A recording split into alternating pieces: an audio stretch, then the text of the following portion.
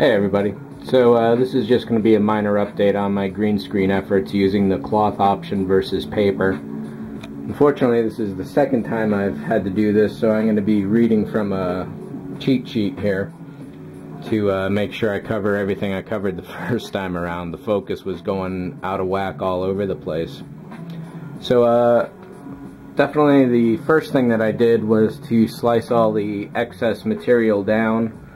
This was a 20 by 10 sheet of fabric, so I've cut off about probably 2 or 3 feet off the bottom there and probably 8 to 10 feet off the side, and this will definitely help out with the draping.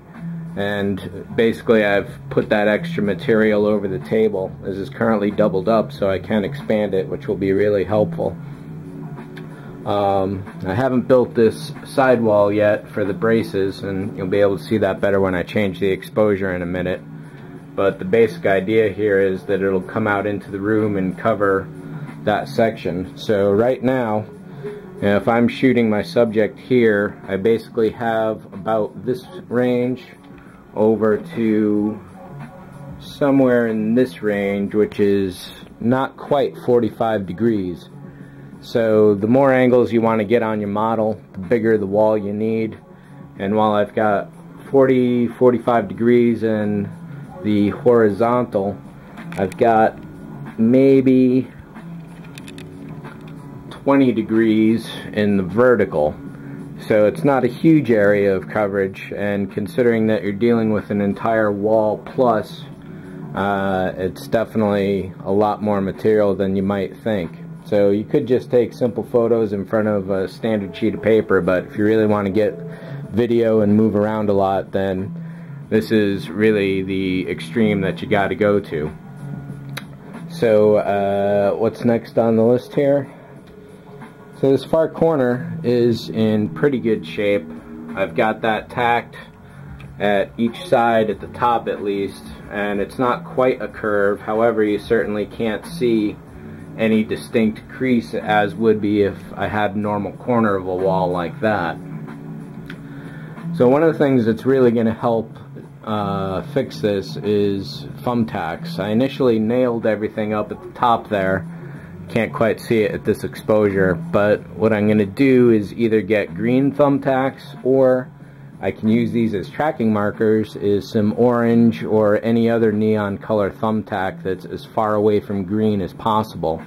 And putting that all over the wall will definitely help kill any draping, creases, and any other problems and defects in the wall. So you can see that the closer we get, the more you see these creases, and it's all these shapes and shadows that kill you when you go to pull a key off of everything. So obviously with this extreme draping, I'm nowhere near done yet. I've got a little ways to go, but I wanted to cover where I'm at right now. So I'm still working with 6 lights at the top, and I've got 3 more at the bottom. I can definitely use 1 more in this corner. I should probably angle that far corner there in a little better. I may need another light up here once this extra wall is in, and I'll definitely need one down there. So the banding, you can see that I've got a nice trim line up here on the wall, and then down here on the bottom I've also got a fairly consistent line going across there, so that's giving me somewhat of a even color space along the middle, even though it's a lot darker than I would like. And all this light on the table is bounced off of the wall. So when I change the exposure, I'll talk about what's going on up top there. The color difference between this cloth and the paper you can see quite distinctly here. So I took a simple photo, brought it into Photoshop, and checked out my alpha channels. Sorry about the shake there. And basically what's going on is that the color difference is almost all in the blue channel. There's very little red, similar quantities in each the paper and the cloth, but the blue in this cloth is, say, like 30 or 40% compared to the paper, which is down around 5 to 10. So it's that cross chatter between the channels that makes keying more difficult. When you have a pure tone, that's nearly 100% green and nearly zero red and nearly zero blue.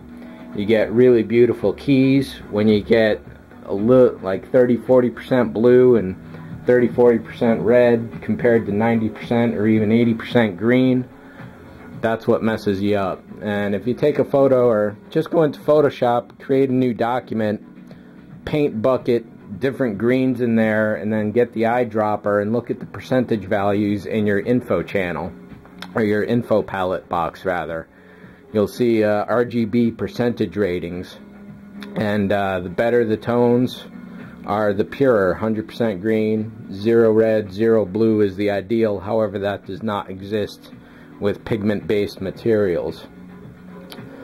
What else? The bounce on the table, subject light. So let's turn this guy on here.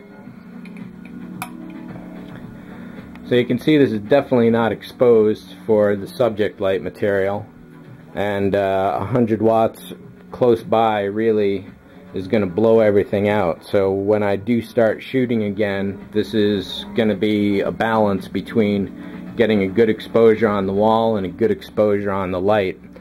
So what I may even do, rather than use this desk lamp, this is a thought I'm just having right now, is create some single LED lamps, and if I can make those positionable, that would be far superior than just this shotgun approach using the desk lamp. I don't know how that's going to work out. I'll definitely follow up with it later on because it's a test I need to do.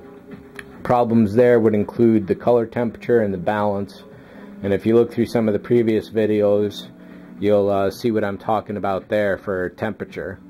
So let me set the exposure to the table here and we'll continue.